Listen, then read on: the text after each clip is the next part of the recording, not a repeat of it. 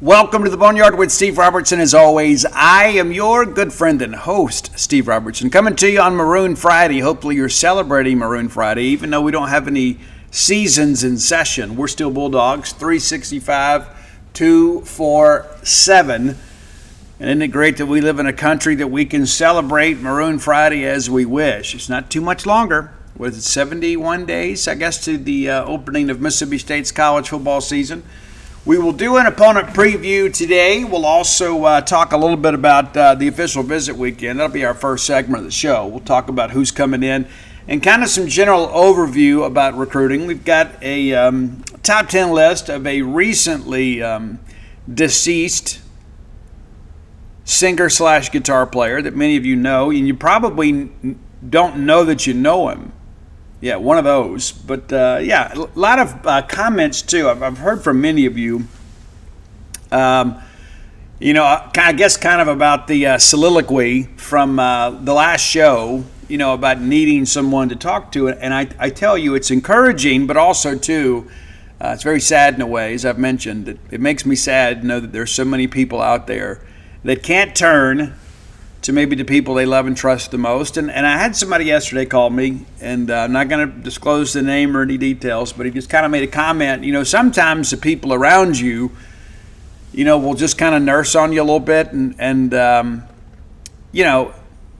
maybe not always tell you the truth or tell you what you want to hear. And I got some friends in my life, too, that really hold me accountable. And I think that's an important part of life, too. Sometimes, especially again as men, we are reluctant to admit perceived weakness.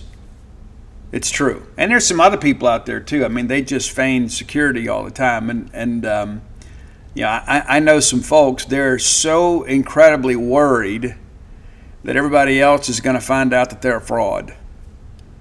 It's true, and I guess at some points maybe we've all felt that way. But I know some people that are crippled by that fear, and so they just kind of want the rest of us to kind of go along with the charade in hopes that nobody ever notices. And I think that's one of the saddest things in life, to be honest with you.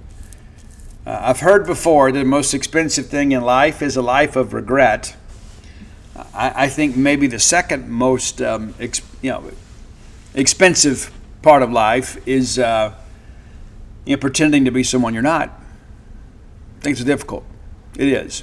And listen, there are a lot of people, a lot of people that that's kind of what they've built their existence around. As we discussed the other day, it's like I take everybody's social media with a grain of salt. Some of those people would never say things to your face, but that's not really what we're targeting here. There's a lot of people out there that want to paint a much rosier picture than truly exists. And I get that too. Social media is not for oversharing, right? I mean, you don't need to put all your intimate details and all the struggles in your life on Facebook. Some people do, and some of that is a plea for attention, but some of it is a cry for help. And so again, if you are a person that is considering harming yourself or others, dial 988 on your phone. It's a free call. If calling is not available, feel free to text. Help is available for you. You don't have to live this way. I think it's important that we use our platform for good and our superpowers for good whenever we can. But there are a lot of people out there that are broken and carrying burdens that we're unaware of. And I can tell you, as a guy that's worked in recovery now for over 33 years now. I do the math every time, I'm getting old. But I have heard some stories over the years that are heartbreaking. And I got some secrets of other people that'll go to my grave with me because I believe in being loyal to people as best I can. And not everybody deserves it. But when somebody comes to you in confidence and they share something of significance, I think it's important to keep that dialogue going, that you don't go gossip. But let me tell you this. I'm from South Mississippi, where sometimes a request for prayer is an excuse to gossip. You know what I'm saying? I think that's very offensive, and so I try to stay out of that as best I can. And so, again, if you're a person that is experiencing something today, let me remind you that it won't always be this way. There may be some things that happen that are difficult to recover from, and you may never be the same person again. There's some truth in that. There's some loss that we experience that change us as people. But you can find a way to healthily deal with that and kind of move forward. And so we encourage you to do that, whether it be through a recovery program or through therapy or church or whatever. It helps to know that you're not alone, and you're not. Hey, let's thank our friends at Bulldog Burger Company, longtime sponsors of this show. We love Bulldog Burger Company. We do. We love them. And we talk about loyalty. I'm the kind of guy that, man, if I want a hamburger, that's where I'm getting it from. That's like, even if I go to a regular restaurant, like, I don't ever order a hamburger because of my relationship with Bulldog Burger Company. I love Bulldog Burger Company, and I've loved them from the beginning. You love them too, and if you don't, it's because you hadn't met them, because to know them is to love them. 3 great locations to serve you: University Drive here in Stark Vegas, Gloucester Street there in Tupelo, Lake Harper Drive in the Ridge and Flowwood area. And as I've mentioned before, and I shared this with somebody recently too, we talked about on the show, this is the integrity in pricing. When we all went through COVID, there were a lot of people that were jacking up their prices and tacking on a convenience fee or an overcharge fee or a fill in your drink fee. And I get it. People had to do what they had to do to survive their struggles financially. But many of those costs have remained with certain establishments. Not the case of Bulldog Burger Company. They never set them up, so they didn't have to remove them later on. And I think that shows a lot of integrity. When our world and nation was in crisis, Bulldog Burger Company was the same reputable company that we've always known. Go by and have a great restaurant quality hamburger of your choice. Get the spring rolls as your appetizer. They'll make you and everybody around you better looking. Get that chocolate shake to go. You can ride that ride home with a smile.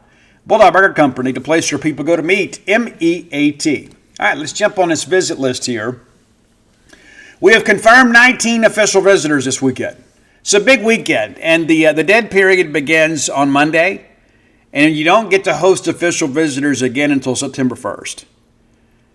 The dead period is going to run basically through July, and honestly, I think a lot of this is there is some fatigue among recruits, but certainly among coaches, right? Because you think about this. You start preseason camp, and then it's nonstop until you get to the end of June.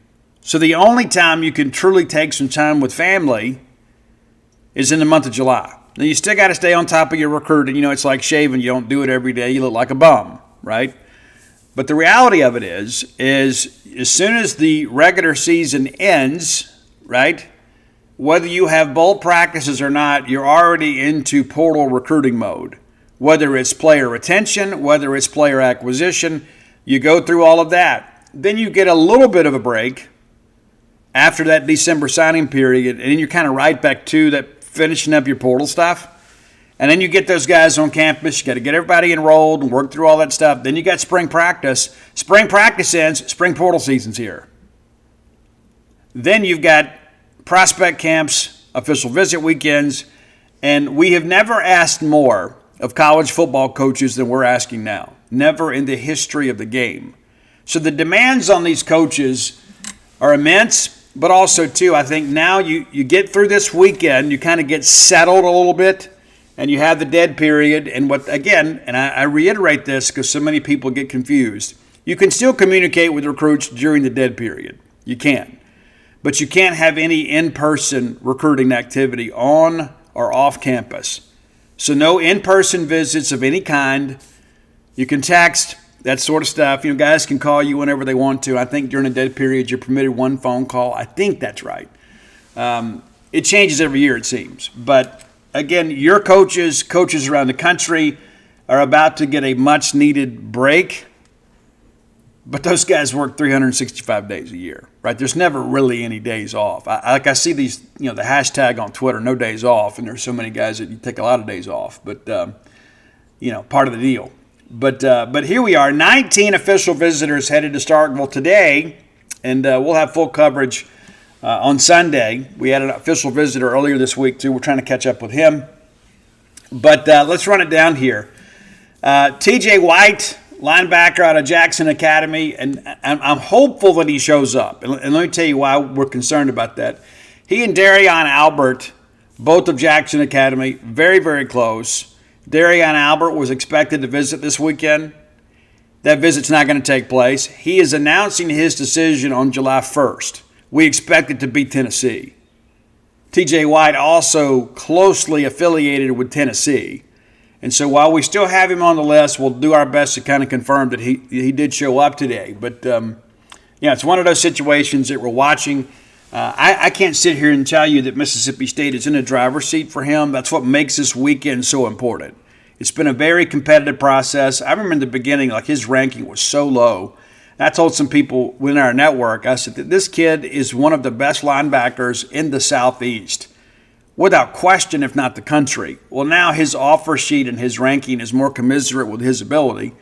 He's rated a 93 and a 4-star, rated as the number 3 player in the state of Mississippi. And we're having some trouble with kind of the top 10 players in Mississippi, and we'll talk about that a little bit later in this segment. But, hopeful that he's here. Things change. Evan Goodwin, offensive tackle. And I think that's Bogside. I think that's right. Somebody will correct me. Out of Arkansas. Guy that you guys know well, of 247 Sports, 4-star. Has the Final Four of SMU, Oklahoma State, Missouri, and Mississippi State. Now, he is very much a country boy. Recently bragged on Twitter that he went and bought his first fishing boat. I don't know how that works with SMU. He had a great visit to SMU. They have a little bit of juice, but he is a small-town kid, grew up on a farm, kind of built for Mississippi State, and that's the thing you look at. Like he mentioned to me before, his mom went to an ag school. He likes the idea of going to an ag school because it kind of matches up with his personal values, so that's something that we'll watch. But State in a good spot, but we need a good visit. We really do. Bryson Cooley, offensive lineman from West Jones High School, one of my favorite guys in the class. 15th in the state. I think that's probably a little bit low. I think Bryson Cooley is going to have a very good college career, provided he stays healthy and works hard. Officially visited OSU last week, and, some juice with him for sure. Just on the cusp of being a 4-star with 247 Sports. Zayon Cotton is the guy that we first saw 2 years ago. Went to go see Fat Forrester now, was Fat Clark then, and TJ Lockhart play Winona versus Grenada. And we're out there getting ready to get pictures, and the bride says, do we need to get a picture of him? I had no idea who Zayon Cotton was at that point as a sophomore. No clue. So I look him up on the old Max Preps roster and said, yeah, he's a sophomore. Let's get his picture. Lo and behold, here he is. Double-digit offer sheet, a young man that has been very, very closely aligned with Mississippi State throughout this process. I think there's a reasonable chance that he commits to Mississippi State this weekend. Brody McWhorter, the quarterback, I think this is the 6th or 7th consecutive weekend he's been here. I think that's right. I mean, it's just Brody is everywhere. I don't know that we could have a recruiting event without Brody McWhorter being in attendance. And what a great get for Jeff Lebby in that respect. Number one, he's a very talented quarterback. But number two, he is demonstrating some leadership qualities that I think every signal caller should possess.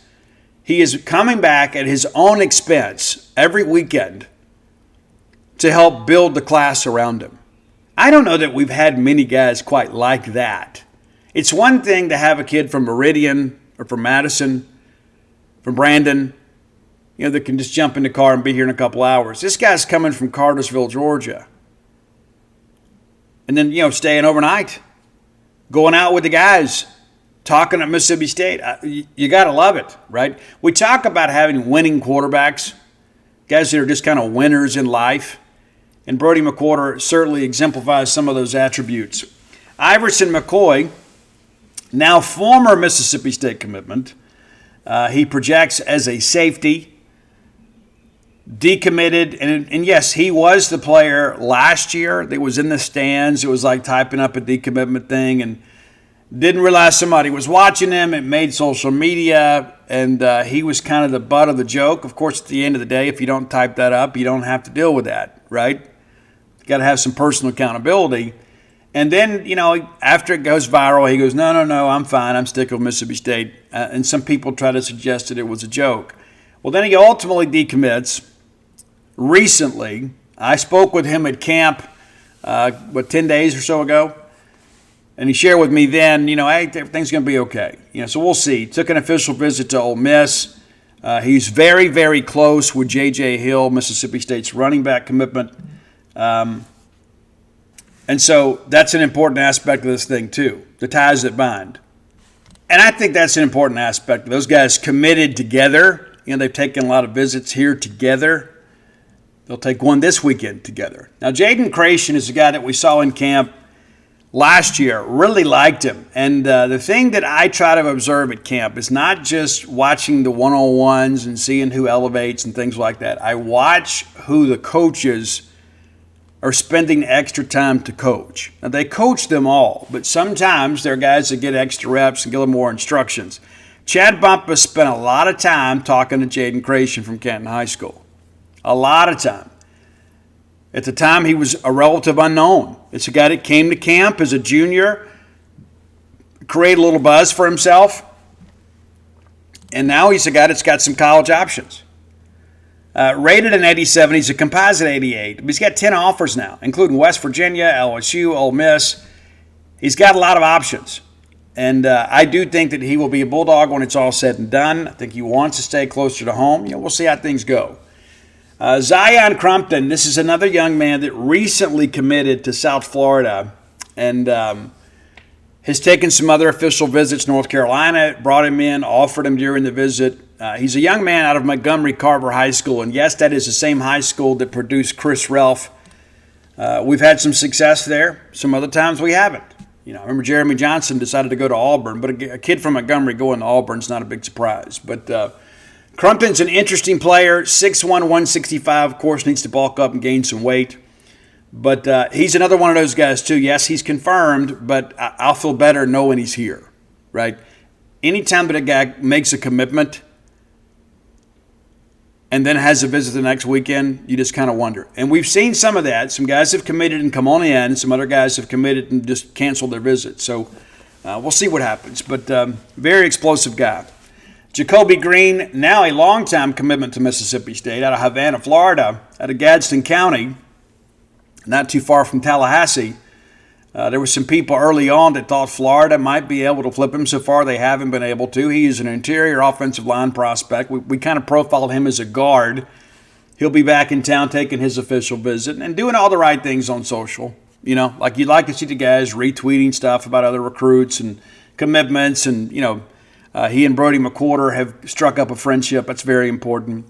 Jaden Taylor, JT Taylor, that's Camario's younger brother out of Noxubee County. Really no introduction needed there. Jaden might play some quarterback this year for them. Maybe. We'll see. But he is a guy that can play wide receiver and can play safety. I think he profiles as a defensive back. One of those guys, too, that will probably have a huge senior year because I think he is a guy that elevates. Like Camario was there last year, right? And has been throughout his high school career. So Camario was the superstar. Somebody else has to kind of step up and fill that void from a leadership standpoint. I think you're going to see JT do that. It's certainly within him. Really like him a lot. Leon Knoll Jr. out of Edna Carr down in New Orleans. And it's interesting, LSU hasn't done much with him. It's kind of been Baylor, Houston, a couple other schools. But it'll be interesting. Central Florida. He's coming in this weekend, but he is a guy that's listed at 6'4.5". I don't think he's quite as big as listed. Needs to fill out the frame. Developmental guy. Weighs about 250. You want those guys to be 290 plus. But yeah, he's a developmental piece, but a very athletic guy. Good wingspan too for a guy that's 6'4". So he's a guy that we'll watch. But the spots on the offensive line are getting really tight. At first I was told we're going to take 6 high school offensive linemen. Now I'm told it's going to be 7. We already got 4 committed. There's another that we know is on the way. And so you kind of got to figure this thing out, So that'll be interesting. Where does Leon fit in this? I've been told Houston's another team that's involved with him. I've been told that he is a guy that just kind of wants to get out and enjoy the process. Not even sure when he's going to announce, but would be a good get for sure. We mentioned Jaden Hill earlier. Took an official visit to Arkansas. Everybody said, don't worry about that. Things appear to be fine with him. He'll be back in town this weekend. He's had a lot of schools that have chased him and tried to get him to visit. And the Arkansas thing, I guess, kind of makes some sense because they're a run-first team. But I think Jaden just kind of wanted to get out and enjoy the process a little bit. But he'll be back in town this weekend. Excited about him. Tamario Johnson, safety out of Pascagoula. It's interesting. He's a guy that's really only played 1 year of high school football. Great athlete, put some good things on film, but he really doesn't even know what he's doing yet. And I'm kind of curious to see how many safeties do we take. If you take McCoy back into the fold, what does that mean for Tamario Johnson? Do you take them both and it's kind of figured out later? Not sure. Do you take your time on Tamario? Like if Iverson wants to commit, do you take him and then you just kind of wait and see how the season goes? And if you have a spot later, you take Tamario then? I'm not sure. But Tamario is not a guy that just has to sit around and wait on Mississippi State either. He's got some options to choose from. Mississippi State commitment Adam Land, of course, committed recently, earlier this month. And tight end. And really no surprise in that respect. And I think there's a good chance you get him and Luke Hutchinson. Hutch is headed to A&M this weekend, so I'm curious to kind of see what his feeling is behind that. But Adam Land, a guy that has been a priority target for some time. Of course, he's from the same high school that gave us LoJack, LaQuavian Jackson. And that was a guy that we committed early on last year, and people were like, well, he doesn't have a big offer sheet. And then we had to hold off Florida State to get him late. He blew up as a senior. Adam Land is a guy that has been a tight end his entire career, so he's not like a jumbo X. It's going to have to learn to play as an attached or a flex tight end. This guy's already done it. A relative newcomer to the list is Davin Young from Theodore High School. He is a 6'3", 275-pound defensive tackle. Will definitely be an inside guy. Has the frame to probably be a 300-pounder without hurting his mobility or dexterity. A guy that doesn't have a huge offer sheet, though. He's got about 10 offers, but obviously Mississippi State is the largest. And defensive line recruiting has been something that has been kind of a moving target for us the last couple of years. Did well in the portal, but high school defensive line recruiting has maybe not gone the way we feel like it should. And we hadn't had a lot of great defensive linemen in the state, but the reality of it is you've had Fletcher Cox and Chris Jones. You've had some guys that you can reference and say, hey, look, these guys came here, played for Coach David Turner, and went on to make NFL millions. Perhaps you could do the same, right? But for some reason, that message has not resonated with high school defensive linemen so far. So, we'll see how things progress. But Davin Young is probably a guy, I think Dan Mullen would have taken him. Because it kind of reminds me a little bit of Cam Young, a little bit, And what I mean by that is, the guy that kind of fits the metrics, and maybe he's just kind of raw on his development because Dan Mullen was so good at that, right? Go get the guy that's got a lot of raw athleticism and meets the metrics that you're looking for, and then you coach him up. I think Davin Young fits that. I won't be surprised if he's committed by the end of the weekend. Kicker Hayden Chambers will be here from Fort Payne, Alabama. They've kind of become a kicking factory as of late. Seems like everybody that wins the starting job at Fort Payne High School ends up going to play major college football. State was on the Higgins kid out of Baton Rouge. Of course, he commits to LSU this week. So you got to take a kicker. I mean, you feel good about where you are with Kyle Ferry, but, Ferry's only going to be here a short time, right? I mean, he's already got a couple years under his belt. What is it? Is it 3 now? It's hard to believe. Kyle Ferry's been here a little while, so you're looking for the heir apparent to Kyle Ferry. Could be Hayden Chambers. And Kyle Ferry's been a very good kicker for Mississippi State. Caleb Triplett, a linebacker out of D'Iberville. I'm eager to see what we do with him. He is a guy, you look at his tape, he's kind of alligator fast. Now, what I mean by that is he's straight line fast. Doesn't have a lot of lateral movement. I don't know that he's really that quick twitch. He's kind of that old school Mike linebacker, when everybody ran I formation and ran between the tackles and you needed a plugger. He kind of fits that demographic. So I'm just kind of eager to see, in today's era of the spread offense and everybody working horizontally a lot more to kind of get the edge and get the corner. Is he a tackle backer? I think he is, rather than a sideline guy. And that's something you got to watch. But we'll see how things go. Two new additions, Terrell Johnson Jr., cornerback out of Holmes County Central. And Holmes County's been good to us. We've had some guys come in here and play well, and some other guys maybe not so much. But they are a winning program that has consistently put players into the college ranks. He is a young man, too, that has kind of proved positive that camps matter. Senior prospect with already got a handful of G5 offers comes to Mississippi State's prospect camp and was arguably, according to my guys that covered the camp, the best corner in attendance. So he comes, shows out at camps, the next thing you know, he's invited in. Doesn't have an offer from State yet. That could potentially happen this weekend. You got to think, too, our coaches are just kind of getting to know him, we'll see. Micah Nickerson, and listen, I don't care what his offer sheet looks like. It doesn't matter to me. You go watch this kid's film, and you can imagine what he's going to look like after 2 years in a college weight room. He's 6'5", 210-ish, 215 now. And this is a guy that recently took official visits to Louisiana Lafayette and Tulane out of South Pike High School down there just around Macomb, right? You guys are well aware of where you can go get a Ward's hamburger. But this is a guy, we talk about Davin Young. I think Davin Young is a bit of a project. I don't really feel that way about Micah Nickerson. I think he has some explosive get-off, and he plays just about every play in high school. Plays receiver, tight end, plays defensive end and edge, mainly an edge, plays some outside backer. I like this young man's potential, and I think we've won a lot of games with guys like him. Micah Nickerson. The small town, maybe under-recruited guy that doesn't get out and go to camps. He's not part of any 7-on-7, doesn't have an agent. We've won some games with guys like him. I would like to take him, and I think Mississippi State will. Now, edge has been a real moving target for State. You go back 2 years ago, right? In the portal, we needed to get an edge. Jeff Lebby said it in the signing day press conference. We need to get an edge. We didn't, right? And so my thinking is maybe this is like, hey, we went and got some edges this year in the portal, so let's go get some guys lined up to get in a developmental pipeline. We got to get off this heavy portal type thing. We do, because it's just not sustainable. 30 guys out of the portal last year. 33. So we had 61 new players.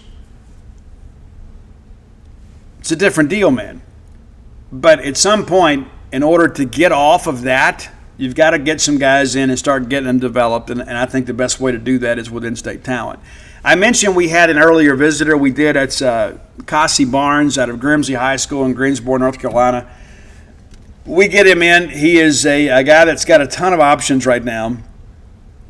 We'll do our best to catch up with him and see if we can't get you guys an update. But Kentucky, Miami, South Carolina, Rutgers.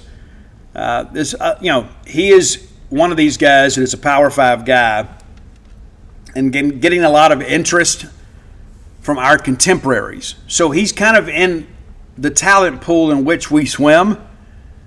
So we'll see how things go. But cornerback recruiting, too, is one of those things we've got to get better at.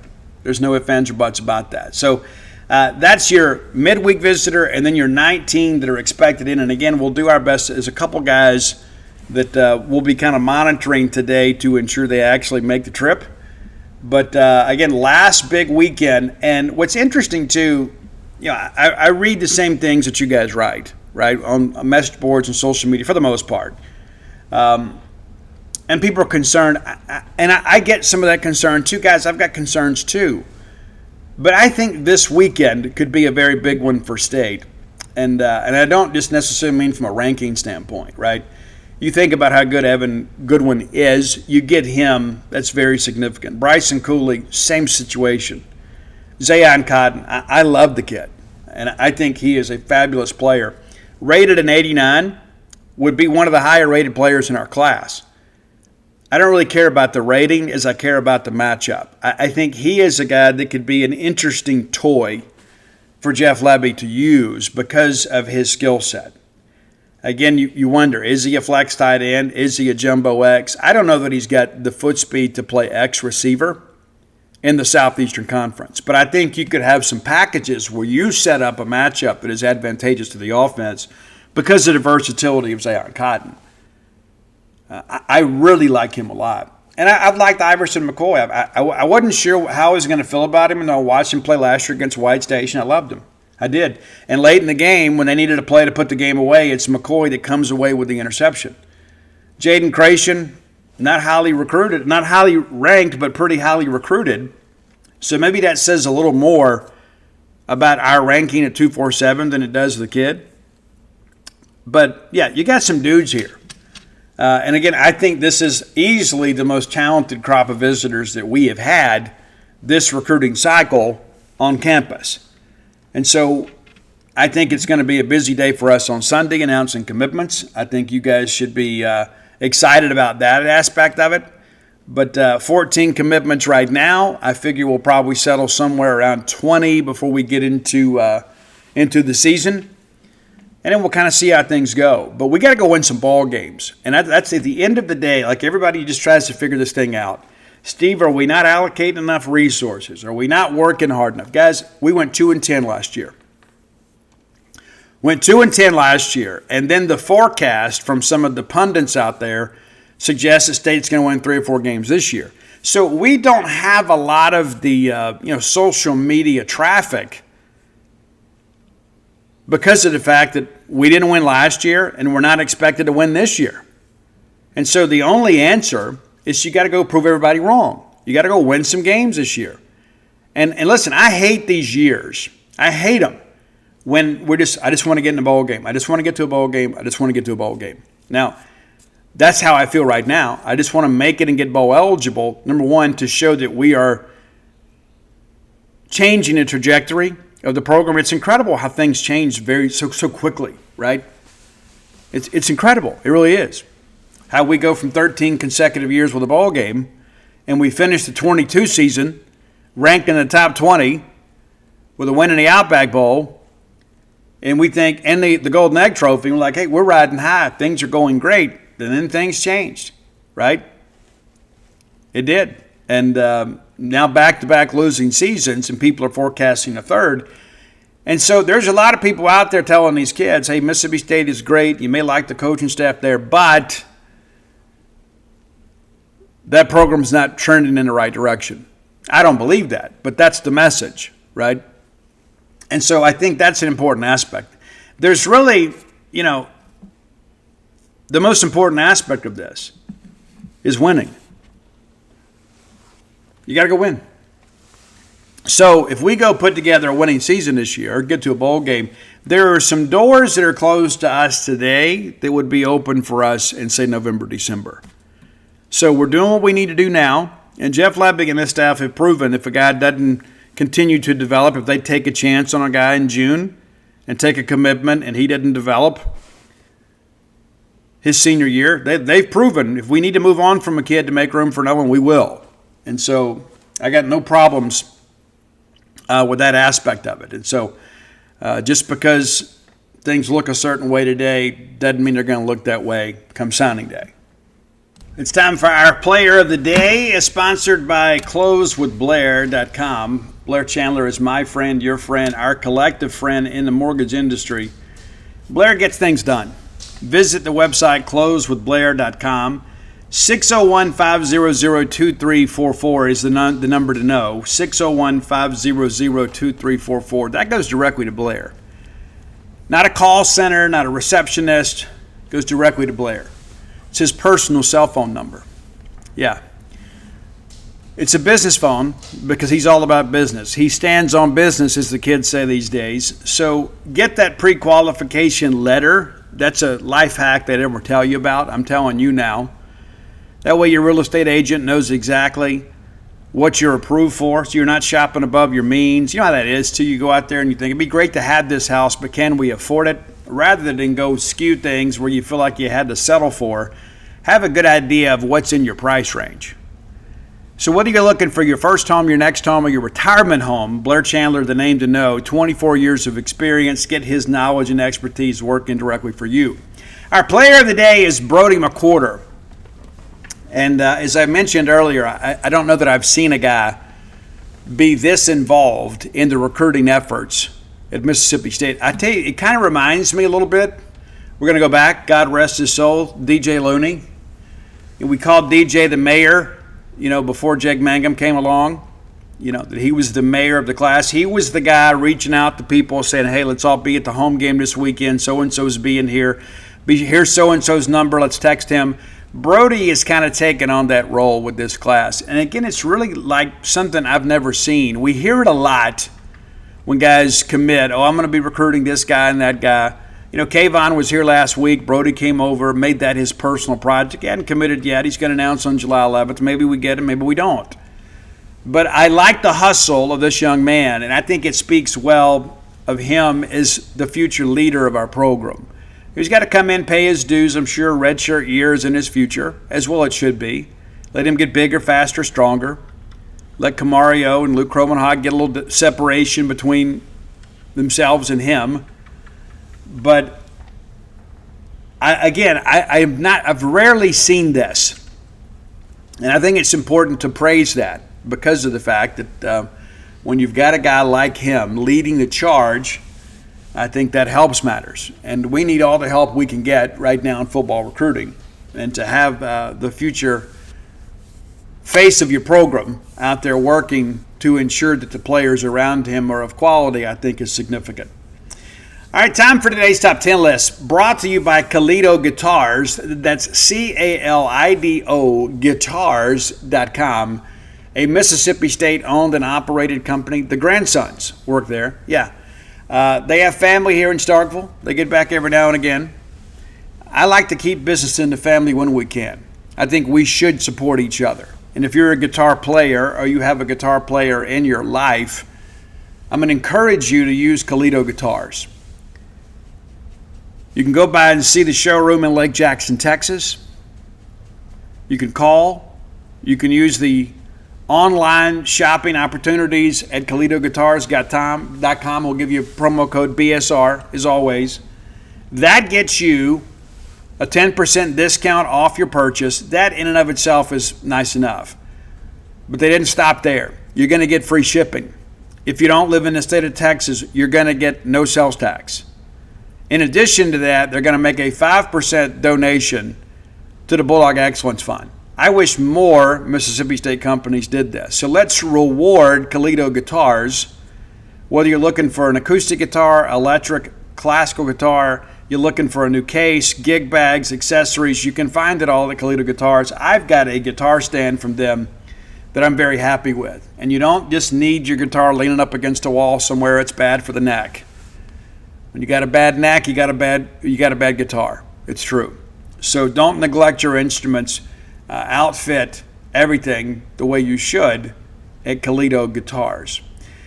All right, so Melanie hit me up. Melanie is one of our longtime listeners to this show. We're talking Melanie Moody.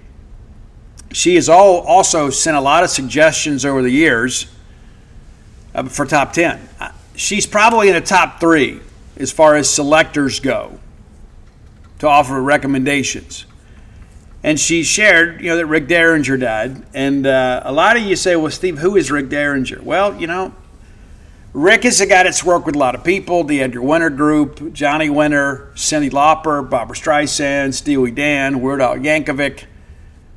A lot of cool stuff. He also had his own band called Derringer for a while. That's super cool. And so we're going to run through this today, your top 10 list of Rick Derringer songs. And the number 10 track is one that I believe should have had major airplay. It did get some, but it's a song that I wish somebody would cover because of the fact the writing in this song is beautiful. It's kind of got that big 80s chorus, and some people maybe aren't as big on that these days, and that's a shame. But it's Don't Ever Say Goodbye. And kind of appropriate considering that we've lost Rick. Number 9, Steely Dan. Now, Steely Dan, for those of you that were around in the 70s, they were kind of the musicians, right? They were the band's band. Everybody liked them because they were so technically proficient. Well, Rick Derringer did some work with them, collaborated on some projects, and did a song called My Rival from Steely Dan. A little bit of a deeper cut, but I think you'll have some fun with that. Number 8, Edgar Winter. And he was on, I'm trying to remember, a couple albums with them. Edgar Winter's White Trash, I guess, is one of them. But Keep Playing That Rock and Roll. That's one of those songs, too, that a lot of people know. Like, if you don't know the Winter Brothers, you should. They're basically electrified blues, amplified blues, as is Rick Derringer in many respects. But that's a song, too, that is kind of endemic in some respects. Number 7, Derringer worked on a couple of albums with Cyndi Lauper and a couple of tours, and he said that she was actually better than Barbra Streisand as a live performer, which is interesting. And Cyndi Lauper, of course, kind of had some shtick because of her image, especially on the She's So Unusual album, and she came back with True Colors, and people began to really recognize her true talent. That it wasn't just about image. There was some substance to Cyndi Lauper. There was a couple tracks on the True Colors album that Derringer played in the studio with. One of them is Calm Inside the Storm. And again, it's kind of an 80s synth pop radio type song, but one worth knowing. Now, the next 6 songs are going to be songs that you know. You may have known the first 4, but you're going to know these 6. Air Supply, who I don't think we've ever done a list for. Maybe we have. But Derringer played the guitar on the Air Supply classic, Making Love Out of Nothing at All. A song you know well, if you're in my generation. A beautiful song in many respects. Number 6, that was number 6. Number 5, he actually earned a Grammy for his work with Weird Al Yankovic. Yeah, Rick Derringer earned a Grammy. He was a contributor on the, Eat It and Bad, or Fat, Fat. Yeah, I guess it was the In 3D was the name of the album that had Eat It, and then Fat. So a couple of parodies of Michael Jackson songs, and Derringer was the guitar player. So Weird Al Yankovic's Eat It is number 5. It's so interesting. You look back, and nowadays, Weird Al couldn't be Weird Al today, right? I mean, he never took himself too seriously. You know, he was in the great movie UHF, which was great. Kramer was in that movie too, because you remember when they drank from the fire hose? That was what Kramer said. You get to drink from the fire hose, and they put that kid up there and open that fire hose up and knocks him off the stool. But Weird Al, I don't think in this time and culture you could do a song about obesity in a humorous way. Now, it's one thing when people who are overweight make themselves the punchline of their own joke, but people are very, very sensitive today about this sort of stuff. So Eat It would probably not be a hit today. Number 4, and this is a song that dates back to the 60s. Rick Derringer was with an outfit called the McCoys that had some hits, and probably the biggest one was Hang On Sloopy. And I like it for a lot of reasons, but the guitar tone being one of them. But I kind of like those oddly matched harmonies in the chorus. It's a little different. It really is. Number 3, and this was a song that was actually originally presented to Meatloaf, and the record company decided it didn't fit Meatloaf. And it's a classic song. Jim Steinman wrote it, who wrote most of Meatloaf's material. And instead, it became the biggest hit of Bonnie Tyler's career, Total Eclipse of the Heart. Of course, she had another few hits here and there. You know, I Need a Hero. You know, we all know that from Footloose. But Total Eclipse of the Heart, the guitar part, Rick Derringer. Number 2, and some of you are big wrestling fans, and you know this song, you know it well, but maybe you didn't know who performed it. It's Hulk Hogan's theme song, Real American. Yeah, Real American. I am a real American. And of course, some politicians have used that over the last several years. That's a Rick Derringer track, man. Yeah. Because of the connection to Cyndi Lauper and Lou Albano, Rick kind of got involved with the wrestling stuff and actually produced an album about, kind of wrestling theme songs. Interesting. But number 1, and I think it is the signature song from Rick Derringer, he actually recorded this on 3 different albums in the studio. There's also some live performances. He recorded this one time with Edgar Winter, one time with Johnny Winter, and then one time on his own. It's Rock and Roll Hoochie Coo. And you probably heard this, but man, I've always loved the guitar on this. There's some palm muting in it. There's a lot of things that go with it. And I love the chorus. I love the backing vocals on the chorus. I think all of that is very, very significant.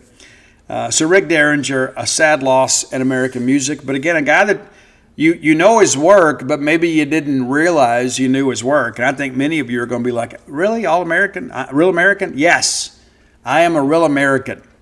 Rick Derringer. And again, Rick performed with a lot of people. He did a lot of studio work. Kind of like a poor man Steve Lukather from Toto, if you know what I mean. Lukather's been on thousands of songs. Derringer, the catalog's not quite as expensive, but he was a guy, kind of a musician's musician. When people needed some help, Rick Derringer was one of the names they called. If you have ideas for the top 10 list, reach out, let us know. You can hit me up on all forms of social media, at Scout Steve R. Roy Samanti, my friend, the keeper of the list, on X at Dogmatic67. DAWGMATIC 67. You can find our great list on Spotify under that same handle. Next segment of the show brought to you by Campus Bookmart, a Starkvillian institution. We love Campus Bookmart, and why? Because they have the things we want. That's more Mississippi State merch. Every Bulldog wants more Mississippi State merch, whether it be collectible items or more apparel. College football season's coming up. You need to upgrade your wardrobe a little bit. You don't need to keep dragging out those old sun-stained T-shirts. I'm being your friend here. Find some quarter zips for the later part of the year, but also find some polos, maybe some T-shirts. I'm a T-shirt guy. I like it too. So let's be sure and get everything going, right? You can do that at Campus Bookmart. Go by and see their smiling faces. I get a complimentary hug when I go. Maybe that's just me, but maybe it's you too. I don't know. But you're going to get incredible service there from other Bulldogs that know everything that you experience during your Mississippi State fandom. You can visit them online at campusbookmart.net. And by being a loyal Boneyard listener, we'll give you a phrase that pays, and that is BSR, which stands for Beautiful Steve Robertson. That gets you free shipping on all orders over $75. Any order less than 75 bones, absolutely incomplete. Okay, we were going to save this segment for the last segment of the show. We're going to move some things around because Luke Hutchinson has just announced his commitment to Mississippi State. He was set to visit Texas A&M. That has changed, and so now he's headed here. And we'll do our best to catch up with him today. That gives Mississippi State now 15 commitments for this class. Let's take a little longer look at Luke here. I actually had the chance to see him last year in camp. He reclassed for this year, which proved to be a great thing for him. He ended up getting 15 offers or so. Let's just kind of run it down here. He took official visits to Virginia as well, but also had offers from Appalachian State, Arkansas State, Bryant, Georgia Southern, Kentucky, Liberty, Louisville, Nebraska, Pittsburgh, Tennessee State, Toledo, UAB, and South Florida. So a guy that had some options, but also a guy that's got an NFL pedigree. His dad played NFL football with Coach John Cooper. And so that leads me to kind of what's next, right? We felt like Luke Hutchinson was in a good spot. Wasn't sure when he would announce. Now, could be a busy stretch here for the Bulldogs, right? Jax Pope of Buford High School in Georgia is announcing his decision tomorrow. We feel very positive about where Mississippi State sits with him. There was talk about a visit this weekend. That's been canceled, which is always a good sign. Fresh off the visit, they canceled their other visits. But, Jax is a guy, too, that's, his brother played Georgia and Alabama. And, again, he will announce tomorrow. Let me see if I can give you the time here. The finalists are Duke, Arkansas, Boston College, Stanford, and, of course, Mississippi State. That's always great to see. But, he's going to announce on Saturday. As of now, we do expect him to be a Bulldog. Dalton Toothman, offensive lineman from Van Cleve, Mississippi, is going to announce on Monday. We feel very good about where things stand with him. He took an official visit to State last week. It has been a State-Auburn battle for a while. I know Ole Miss some kind of suggested early on that that he was going to be a candidate to be in that Ole Miss class, and it really has felt like, honestly, from talking to people that know him and talking to him directly, that Ole Miss was running a distant third behind Mississippi State and Auburn. So Hutch today, possibly Pope tomorrow, possibly Toothman on Monday, and then, of course, this weekend, a lot of guys on campus may have the possibility of committing too. And so let's kind of run down who we think of this weekend's visitors may commit. And there's a lot of things that are kind of up in the air. Like, I don't know when Evan Goodwin is going to announce. I know Mississippi State is in the Final Four there. So this is a big weekend, as discussed earlier. This is a big weekend. We could get him. I felt a whole lot better about this a few weeks back. But, of course, as you get closer to it, you never know. But Evan always says he enjoys coming to Mississippi State. He's been very open about his interest in the Bulldogs.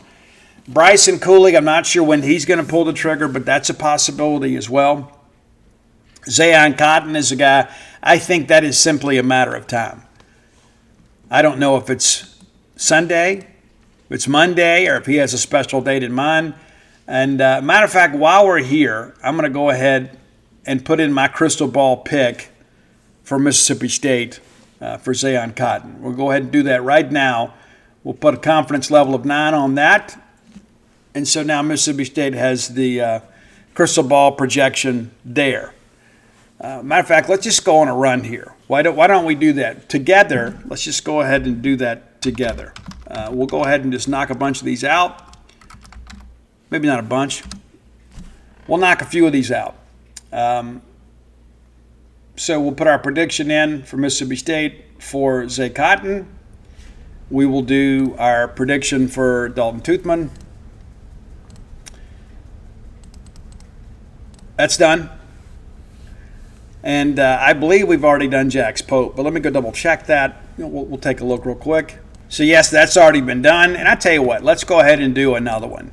Let's just do another one just for the fun of it. We'll do Jaden Creation as well. We'll put him in as a crystal ball pick in favor of Mississippi State. So you have now experienced that live today on the air. I guess not technically live because many of you are listening to this show after we do it. So we'll go ahead and put those in. So 4 crystal ball picks now entered on behalf of Mississippi State by your good friend and host. And my percentage on these the last year have been really good. So we'll see how things go. And let's just say we're not guessing. Okay? Well, let's just say that aspect, that we're not guessing. And then we'll kind of move forward with this. And you know what? While we're at that, let's just go ahead and put in one for Micah Nickerson as well. I think that's probably going to happen as well. So that's 5 Mississippi State. And that'll get some people talking, right? That will get some people talking. So 5 crystal ball picks. May do some more tomorrow.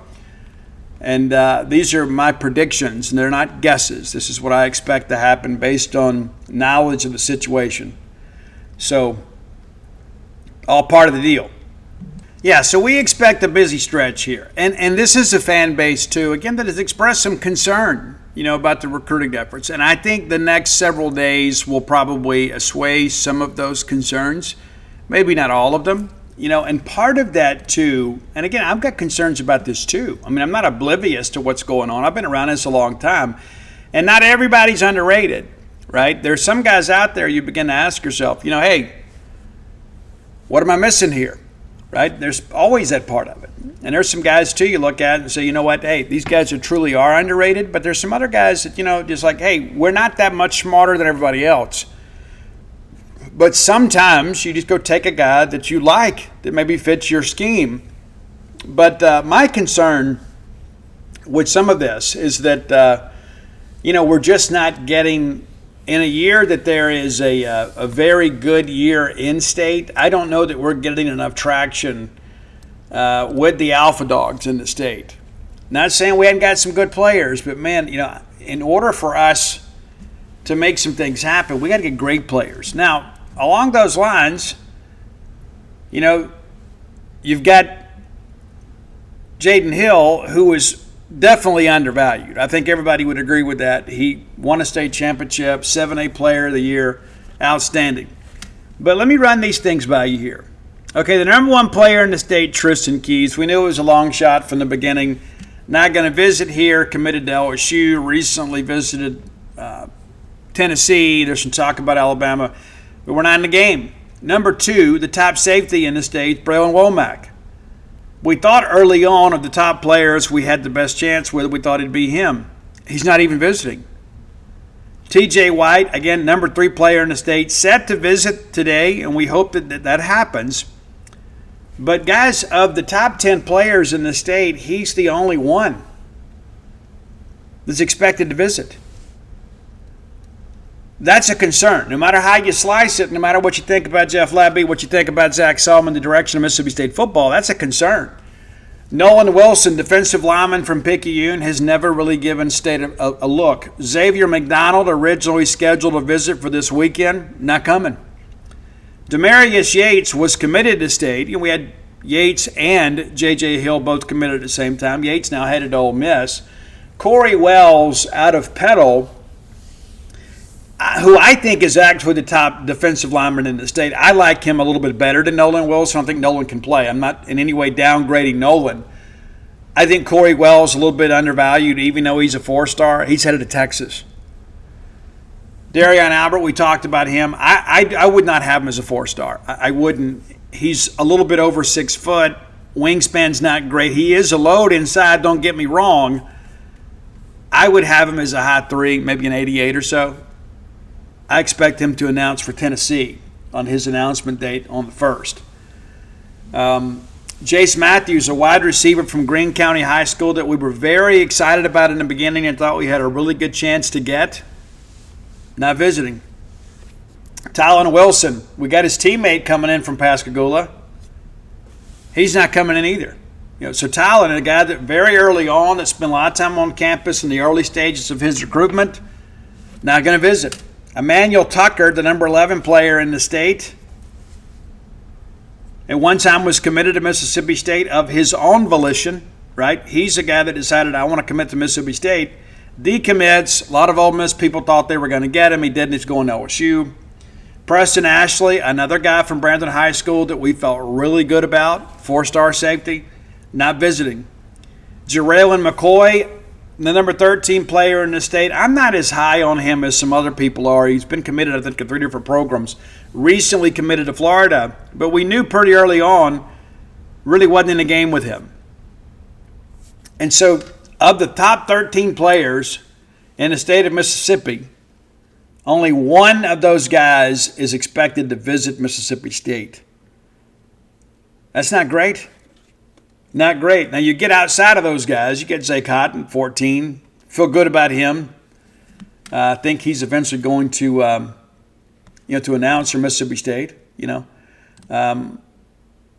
But it's also interesting to me because as a guy that's covered this for so many years, I don't know that I've seen a year that we have had such little traction with the top-rated players in our state. And again, it's like, rankings are rankings. But that many of those guys, you know what I'm saying? I mean, that's the issue that I have with some of this, And I think that's one of those things that we've got to be mindful of. When we have years like this in the state of Mississippi, we have got to get our cut. Number 15 player in the state's Bryson Cooley. He's scheduled to visit this weekend. Number 16 is Jaden Taylor. And long-time commitment. Omari Johnson, a guy, again, much like Tylen Wilson and those guys, felt really good about them. Was set to visit this weekend. He's not visiting. Committed to North Carolina early in the process and decommitted. Not sure what's going to happen with him. Gavin Howard was the guy that wanted to commit early on. We even had a story ready. And he kind of waited around, and now all of a sudden his teammate is getting it. Donnell Robinson is a guy that was supposed to visit, didn't visit. Offensive lineman from Holmes County. Not exactly sure what's going to happen with him. He was very, very highly recruited early on. And then there's Iverson McCoy at 20. So you can run this down too. You can do the math But it's just interesting to me that of the top 20 players in the state of Mississippi, only 5 of them have visited or are expected to visit Mississippi State. That is a sobering reality in a year where it is a very good crop of in-state groups. And I'm just kind of calling it for what it is. I'm not blaming anybody. Again, I think a lot of this has got to do with going 2-10 in the forecast. But that's kind of what our staff's up against. And you're going to have, a large number of in-state kids commit this year. I mean, a ton. But the reality of this thing is that, we got to get our bite. We do.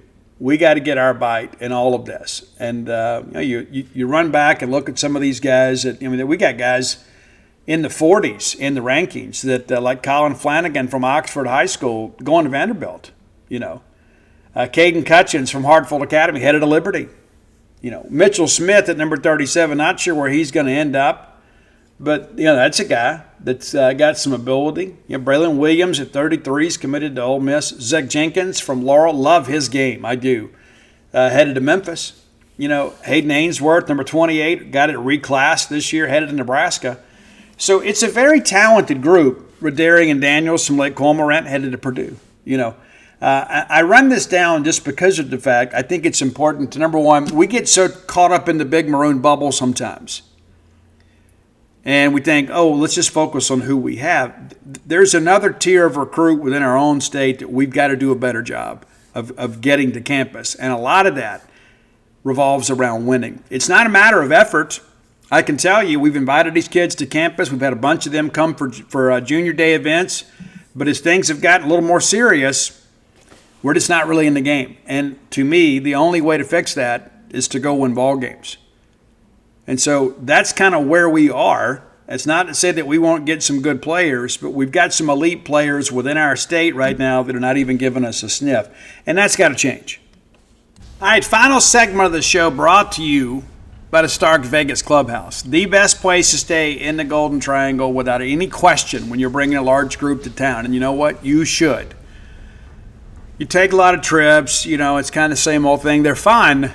But wouldn't it be great to have a large group together, whether it be your college roommates, your sisters, all the siblings, mom, dad, a couple's weekend. I don't know, what your social calendar looks like, but you owe it to yourself to plan a trip to the Stark Vegas Clubhouse. We did it for New Year's, had a blast. It was so nice to have everybody under one roof. Our family's grown, our house hadn't. We got a big house out in the country. Got some rooms around here we don't even use anymore because the kids that used to live in them have their own places now. And so their families have grown. They have significant others. They have children. So it's hard to get everybody here. So we just rented out the Stark Vegas Clubhouse. Plenty of room to spread out. 6 bedrooms, 2 soon to be 3 baths. The full service kitchen, the wet bar, the back porch area. The fire pit area, which is fabulous. I think fires in the summer are okay too, part of the deal. But I just enjoyed having my family together. I know my wife did as well. But one of the things that I love is how much my children love each other and have a chance to see them interact. It does my heart good. It really does. And to see my grandgirls and now my grandson, to see their aunts and uncle kind of dote over them a little bit, you owe it to yourself to make those kinds of memories. Google the Stark Vegas Clubhouse. Their Facebook page will auto-populate. And then you'll have the opportunity, of course, to see some booking options as well. And you can go Airbnb and VRBO. It's up to you. But if you want to save some money, book through the Evolve website and use promo code BSR10. BSR, the number 10, BSR10 to get 10% off your stay. A nice discount to stay at the premium place in the Golden Triangle, just 5 minutes away from the Mississippi State campus. What could be better? You could do your tailgating right then and there. Makes it so much easier too. Just go ahead and book the trip. And maybe you got some vacation time. Take some midweek days too. It's open 365 days a year. You owe it to yourself to make some memories with your family or friends at the Stark Vegas Clubhouse. All right, if you've been keeping up with the College World Series, the final will begin this weekend.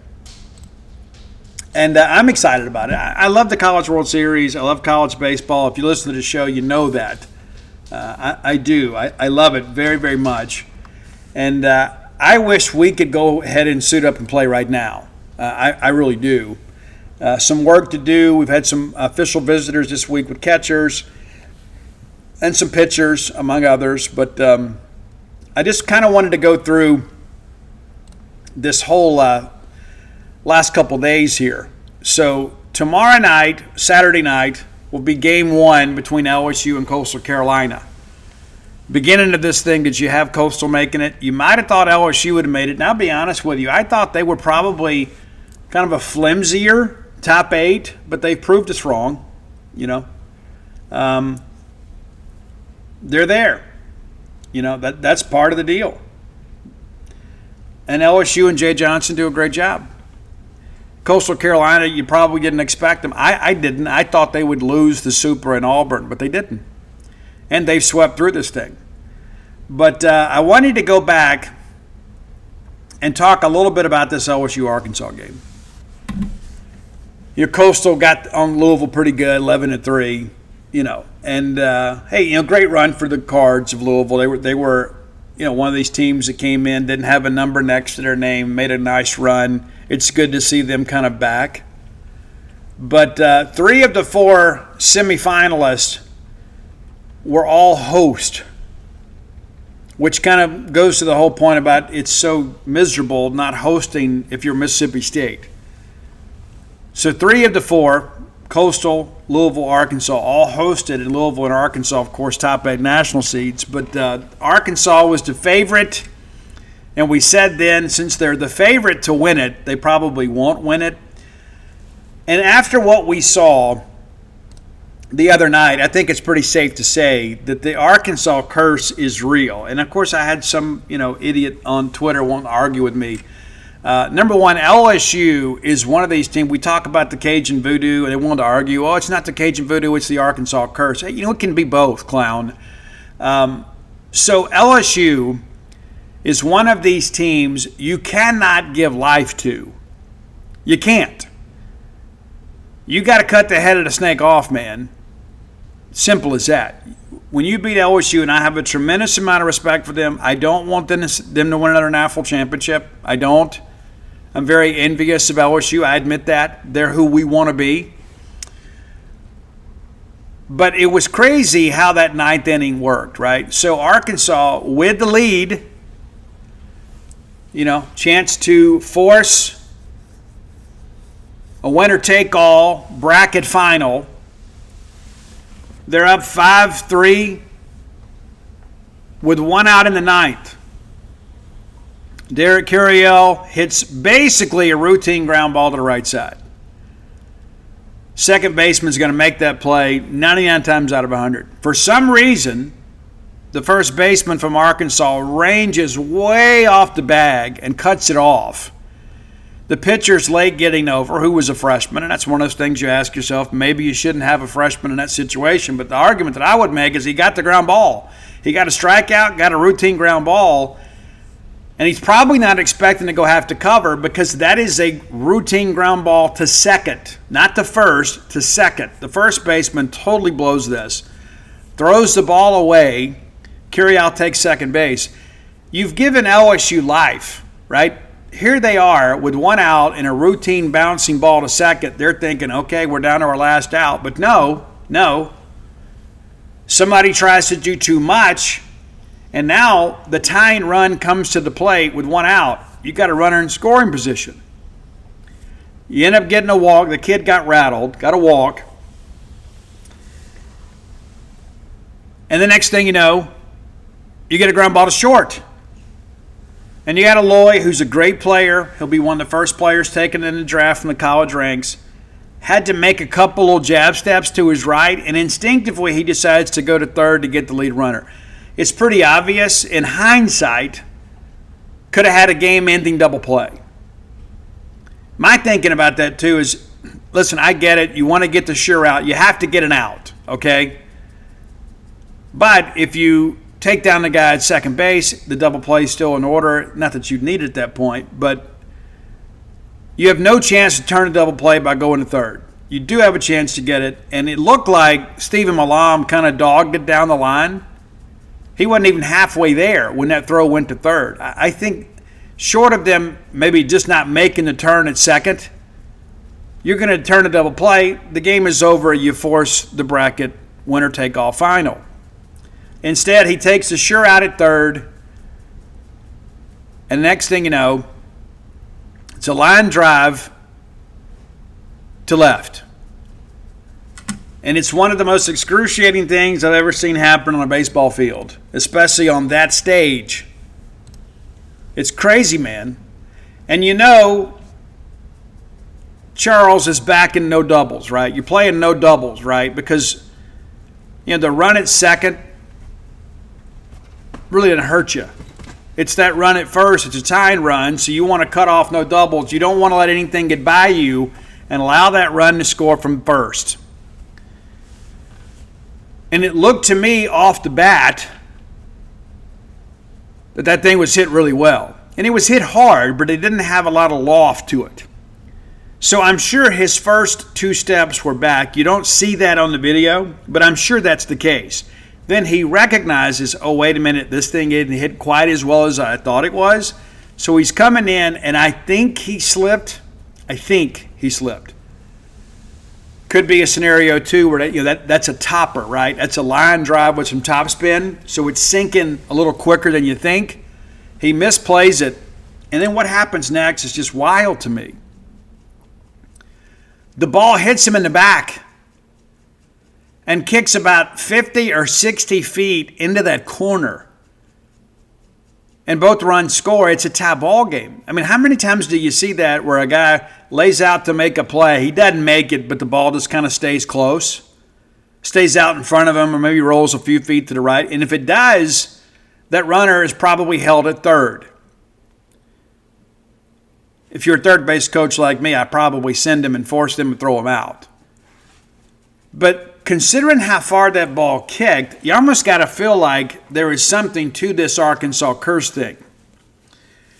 Now you got a runner at second. Jared Jones comes up. I would have absolutely walked Jared Jones. And listen, I get it. Dave Van Horn said in postgame, it's a righty-righty matchup. We never really considered it. I absolutely would have walked him. And a lot of it is because of respect and also the mystique of the moment, right? You got to beat back the ghost. And I'm not going to let Jared Jones be the guy that beats me because he has been the hero all year, right? I mean, so you're throwing sliders. You know, you're not going to really give him anything to hit, and he kind of goes down and gets one that's a little bit out of the zone. And he lines it back toward the middle, and the second baseman had a play, but he just wasn't quite long enough. And it goes off his glove, and a winning run scores.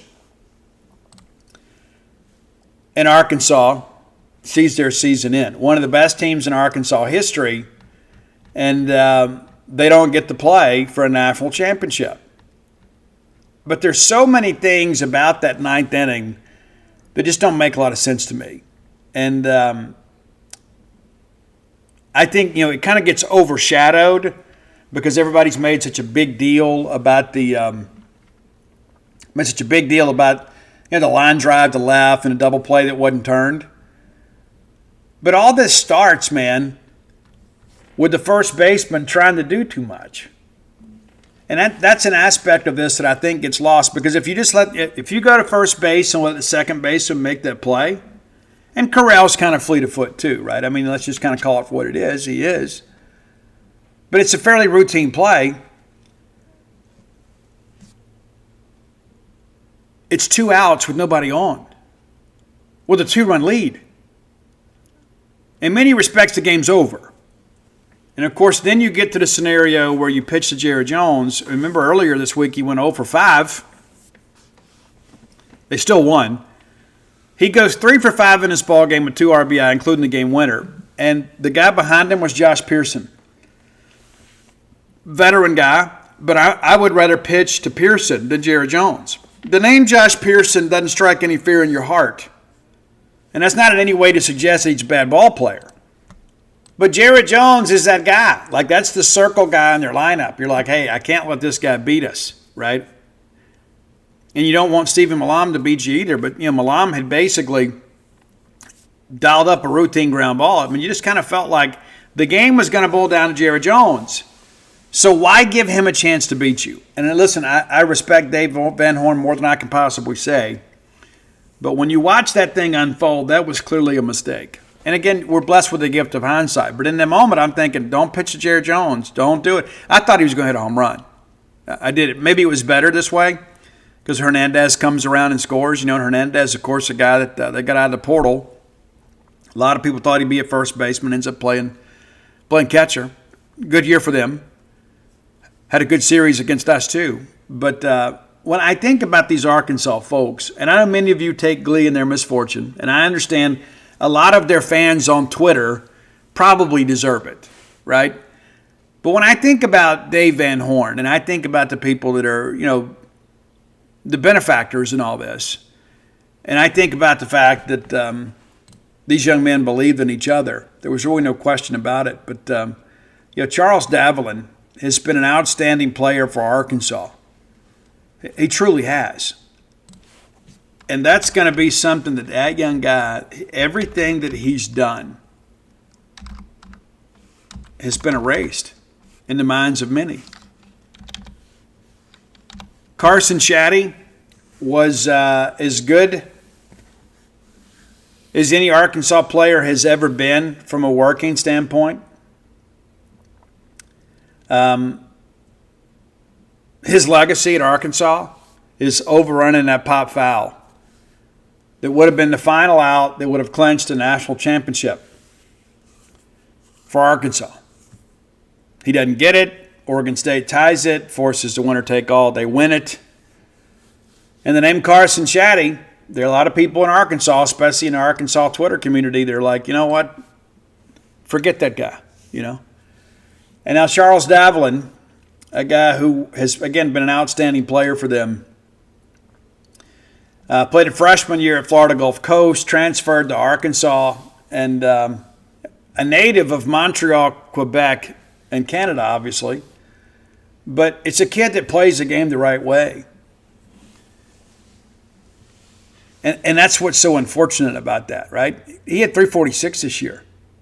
14 tanks, 60 RBI, and as Dave Van Horn says, they're not even in Omaha without him. But to see the anguish on that young man's face, because I'm sure he blamed himself, but there was plenty of blame to go around. Now, granted, he makes that play, the game is over, and they play again yesterday. And I'm sure that's something he'll have to live with the rest of his life, second-guessing himself. And to kind of equate that to Mississippi State, conversation I had with Bobby Thigpen. In 2021, out in the right field tiki lounge, Hobie Hobart's rig, with Johnny Hayes and stomping all those guys. And Bobby'd had a couple to drink, and Bobby looks at me and he says, man, one pitch. And I was like, nope, Bobby, nope, we're not doing that. He goes, yep, one pitch. He said, that's my legacy here. And I said, no, it's not. He goes, it will be until we win one. And so when we won it in 21, it made me think of Bobby Thigpen. Of course, we're there at the hotel, and Rafael Palmeiro, Riley Self hands him the trophy, and it's kind of like closing a loop out, and it's just one of those incredible moments. But I thought of Bobby Thigpen in that moment, and how unfair it is, for guys like him to kind of beat themselves up for not making a play in a game. Bobby, of course, hits the grand slam that puts us ahead over Miami in '85. We just got to go get 3 outs, and we're going to play in an AFL championship game. And then we knew Texas didn't have any pitching left.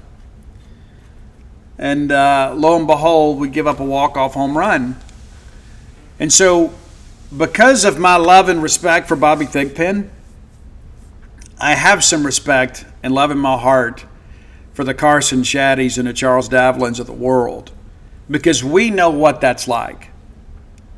we know what it's like to see one of our players kind of carry that burden, the weight of the whole program on their own shoulders, thinking that they cost us a national championship, the thing that we wanted the most. And so the thing that I would just maybe ask or suggest is that, maybe show a little grace here. I get it. There are some real jerks in Arkansas Twitter. There are. And there's some real jerks in Mississippi State Twitter too. That's true. Every fan base has some.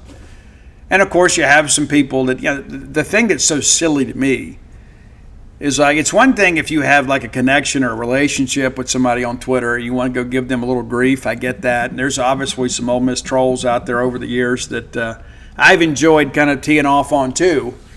But these people that go jumping like the official account or go attack a player or a coach, I think we should be above that. I think that there's a class and dignity that Mississippi State fans should have in that respect. But I'm a firm believer in people getting their comeuppance and people being accountable. But, Aloy, Davelin, those guys went out there and they played their hearts out for their university and it didn't work out. And that's a tough way to lose.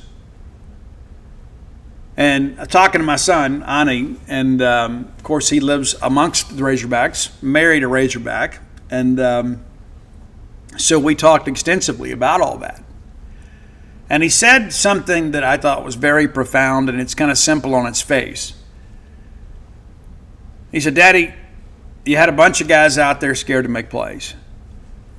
And when you know what you know about Arkansas baseball and how well they're coached and how well they're recruited and developed, it's like that's what to me is so shocking about this. Not that LSU rallied in the ninth, because we've seen that a million times. But to see Arkansas kind of fall apart when it was there for the taking. That's the thing that I think is so interesting. Because it wasn't just one play. Like when you go back to 18 and Carson Shaddy overruns that, that's the memorable moment. But this was a complete ninth inning meltdown where you had three different players not make a play. And again, I don't have any qualms with that freshman pitcher. He goes out and gets a strikeout, gets a routine ground ball to second, and then gets a line drive to left. He's done his job. The guys behind him, those 8 other guys on the field with gloves on, they got to make plays. And so I'm excited about the weekend, but I will be rooting for Coastal Carolina. And I've seen some people, too, get upset about this Mississippi Mudcats thing, about them repping Coastal Carolina because the Teal supports Teal, and some people were upset and got their feelings hurt. They didn't do enough to support State or Ole Miss or Southern. Guys, I don't care about any of that stuff. And maybe you do, but I'm not going to get upset over these perceived slights about this sort of thing. It's not important. What is important is that Brian O'Connor is putting together a roster that we believe, of course, there's still some more pieces to fill. We got to get some arms, got to get a catcher, we got to get another shortstop probably. But you work through this, and we could and should have a roster capable of making a big run next year. This year we knew starting pitching wasn't going to be our strong suit. We thought the bullpen would be, and at times we saw some of that. But there were other times, too, it was very up and down. But offensively, we had a team good enough to get to Omaha. And then once you get there, you never know how the matchups are going to work out, right? I mean, it's just kind of how life is. And you put together a 64-team bracket, and there you go, But the thing that matters to me is Mississippi State baseball. And I want Mississippi State baseball to get back to Omaha. And one of the things that excites me about all of this, and this something you guys may not know, Virginia baseball had 0 tradition before Brian O'Connor got there. 0. Kind of like when Skip Bertman went to LSU. LSU had 0 baseball tradition until Skip Bertman got there, and then things kind of began to change, right? Now they're going to compete for their 8th national championship. And the guy that put the first wheel on that wagon was Skip Bertman. Well, you can make, even though it's not necessarily the same level of success, you can make the same claims about Brian O'Connor at Virginia. Prior to O'Connor getting there, they had been to 3 NCAA tournaments. 3. They had never won a regional. They had never hosted a regional. In Brian O'Connor's very first year in Charlottesville, Virginia, they hosted a regional. They didn't win it, but clearly there was a turnaround and a change in culture. Not that we need a huge change in culture. We probably need a change in realization of expectations. But when I look at the fact that Virginia had very little in the way of facilities and resources, there was even chatter about them dropping to D2 in baseball, even possibly D3. Were you aware of that? There was a committee that kind of put these things together and filed what's called the Turing Report, that they did not think they could be successful in baseball and wanted to turn it into a non-scholarship sport. Guys, that happened just a couple years before Brian O'Connor got there. And then within 9 months of Brian O'Connor taking the job, they host a regional, and all of a sudden some tradition was born. And so when I think about Brian O'Connor doing more with less at Virginia and building a program his own way, and it took some time, it did. But a guy that's been to Omaha 7 times in 22 years, played for the national championship twice, what can he do here? With the fan support we have, I mean, it's like James Nunnally told me, there were more people at our ceremony to welcome Brian O'Connor than they got for a Friday night ACC game at Virginia. And that's not to cast aspersions or anything at Virginia. It's just to show you that baseball matters here a little bit more than it does most places. So what can Brian O'Connor do with the greatest fans in college baseball, with the greatest cathedral in college baseball, with the finest player amenities in college baseball? That's what excites me. And so the thing that I think privately, and I'll share with you because we're friends, I think there's some teams in the Southeastern Conference that need to realize their little window is closing. Because I believe that Mississippi State, and I can say this because I grew up in this, despite our tradition, we have underachieved. The fact that I look up and LSU's got 7 national championships. We have 1, and I'm grateful for it, don't get me wrong. But we should be there. Coastal Carolina is about to play for their 2nd. And it'll be their 2nd in less than a decade. Now, we played for 1 in 13 and then won 1 in 21. But does Coastal Carolina have what we have? My hope and my belief is that we've awakened the dragon. Because I believe we have the coach that has proven that he can do it with next to nothing at a place that has everything. And you hear it when you talk to the recruits and the players, how excited they are about what is to come. And so if you were thinking about giving up your tickets, I'm going to encourage you not to do that because I don't think you're ever going to get them back. I think we're about to enter an era of Mississippi State baseball that we've only dreamed of. And again, I wish we could suit up and play today. I really do.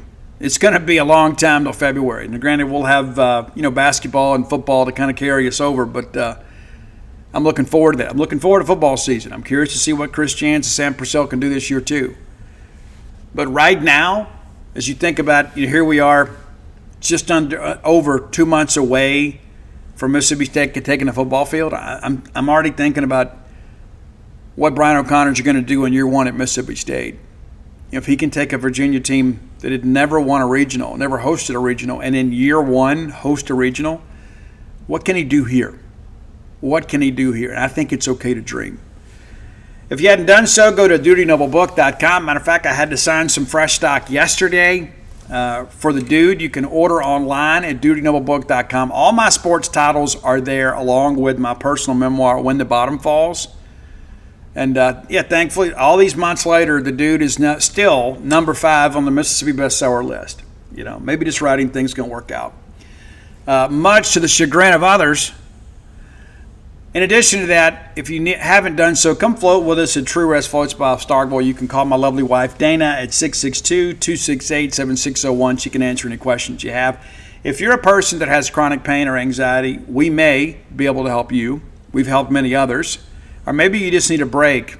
Or maybe you want to buy a gift and treat somebody else that maybe needs a break. She can help you with that too. You can download the True Rest app and book online, or you can call Dana and book today.